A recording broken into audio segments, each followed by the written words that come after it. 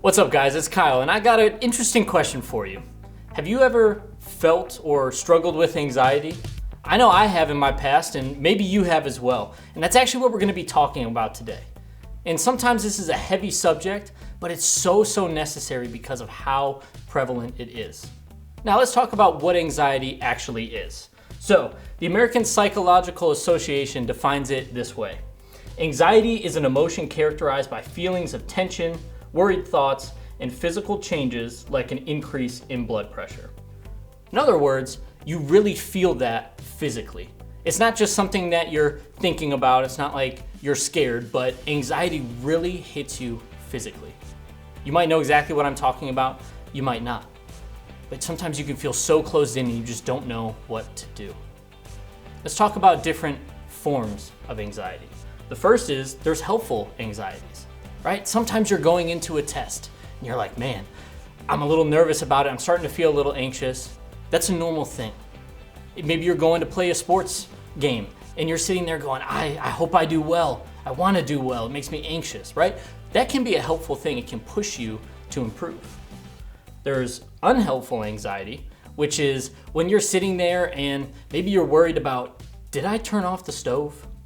Did I make sure that the stove top is turned off, or did I turn the oven off? And you're constantly worried about it. You're checking it multiple times. Right? That's not so helpful. Then there's a third one, and that's constant anxiety. And that's where it doesn't matter what is happening, what you're thinking through, or what you're going through. You constantly have that feeling physically of anxiety, and you just can't get rid of it. Maybe you've experienced one of these or all of these, but at the end of the day, what we know is that these are confusing. And when you experience those, the one thing that you're just dying to do is get some relief, to not have to feel that way anymore. Anxiety is something that a lot of people are struggling with. So if you do feel that, just know that you're not alone.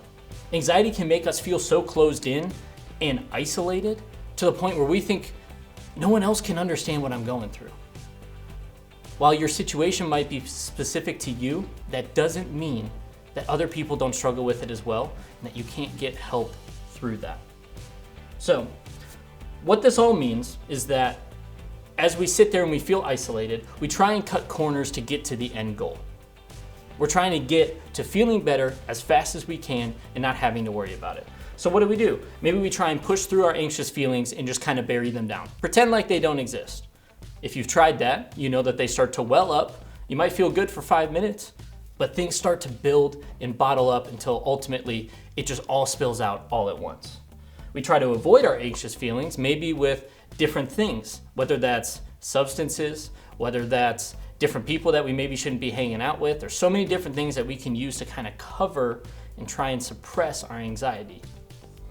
Maybe we do our best to hold on to these good vibes or these good thoughts that we have, and we're like, that will save me. If I only think good thoughts, how could I be anxious or upset? Again, if you tried that, you know it doesn't really work. So we're sitting here, we're wondering, what do we do? Maybe some of you haven't really experienced anxiety, and you're wanting to know really what that looks like. So here's an illustration for you.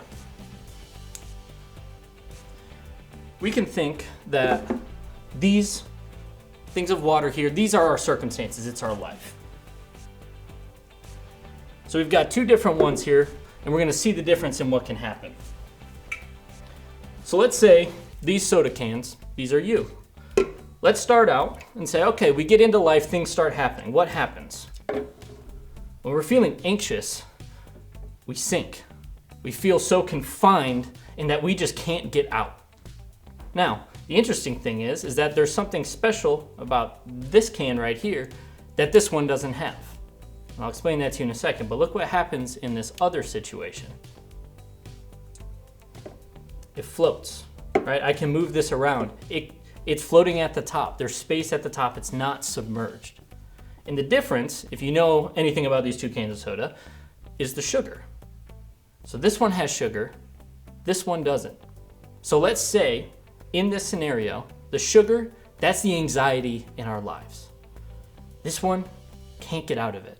Doesn't know what's happening, doesn't know what to do, trying everything, but at the end of the day, still submerged, still confused, hurting. This one here, without the sugar, without the anxiety, it's free to move, to float, to ideally be happy, feel happier maybe. And at the end of the day, what we're going to try and figure out is how do we go from this to this? And the really cool thing is that the Bible actually gives us a little bit of insight into how we can deal with our different struggles of anxiety. So a few thousand years ago, a guy named David, he comes onto the scene, right? And if you know anything about David, he becomes a pretty big king. He becomes pretty important. Now, he fights with lions and bears. He has people coming after him, trying to kill him. A lot of things go on with David. So if anyone is going to feel some feelings of anxiousness, it's probably going to be him. So when we hear from him as to what we can do to change things, we can really, really hope that there's something there for us. So I want to read to you guys, this is from the book of Psalms, and there's multiple different writers in this book, but Psalms 23 specifically is written by David. So let's look into that. This is verses 1 through 4. It says, "The Lord is my shepherd, I have all that I need. He lets me rest in green meadows. He leads me beside peaceful streams. He renews my strength. He guides me along the right path and brings honor to his name. Even when I walk through the darkest valley, I will not be afraid, for you are close to me. Your rod and your staff, they protect me." So, what do we get out of this? Well, first of all, some of you might recognize that verse and go, okay, yeah, that's great. I've heard it before. What does it really do? Well, first of all, we can see that there are ways to walk through those dark valleys. Those darkest times that you go through, we know that they're going to come. Whether we know that from this verse or from our own lives, those things happen. But that means that there are ways that we can go through those and come out the other side okay. Another thing that we know is that we're not alone whenever we feel those anxious feelings. Right? Again, remember, we talked about how we can feel so alone and isolated with anxiety.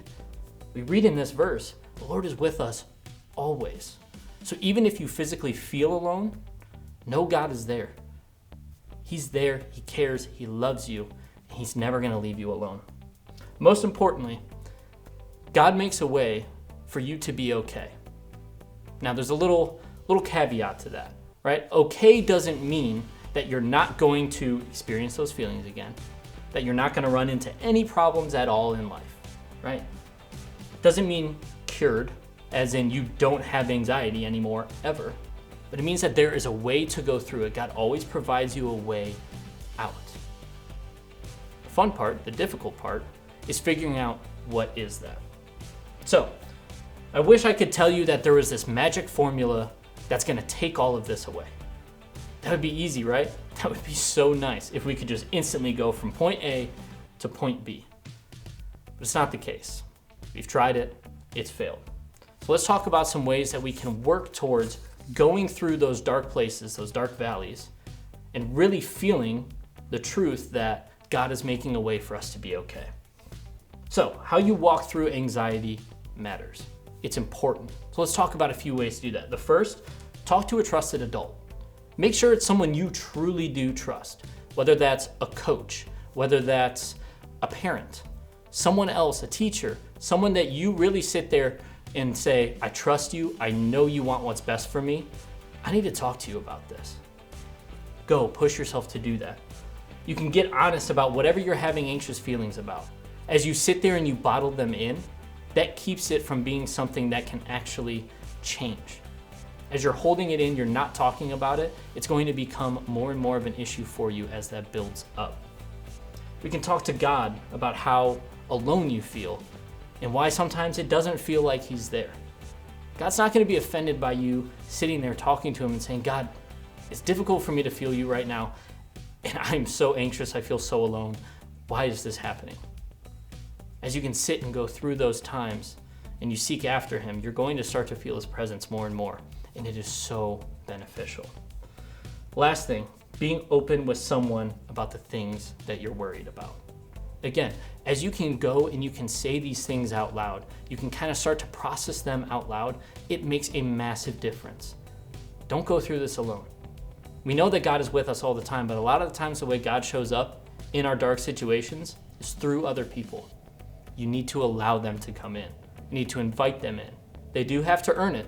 Again, they should be someone you trust. but invite them in and allow them to help you through those difficult times. So, again, God makes a way to make sure that at the end, we're going to be okay. Maybe not cured, maybe not having to not worry about it at all, but we can come out of the other end feeling a little bit better than we did as we were going through it. And I know that's something that anyone that's going through this right now desperately desires. So if any of this rang true or hit home for you, I encourage you, go and talk about that with one of your leaders. We want to walk through this with you. A lot of us, we've gone through these things and we have come out the other side. We want to help you go through that too. So trust us and we can walk through this with you. We can do this together. And also, if you haven't heard it, we're proud of you. No matter what steps you're taking, no matter how small they seem to get to the point you want to be, we are so proud of you guys for pushing yourself. It's not easy, but I promise you, it's worth it. We'll see you next time.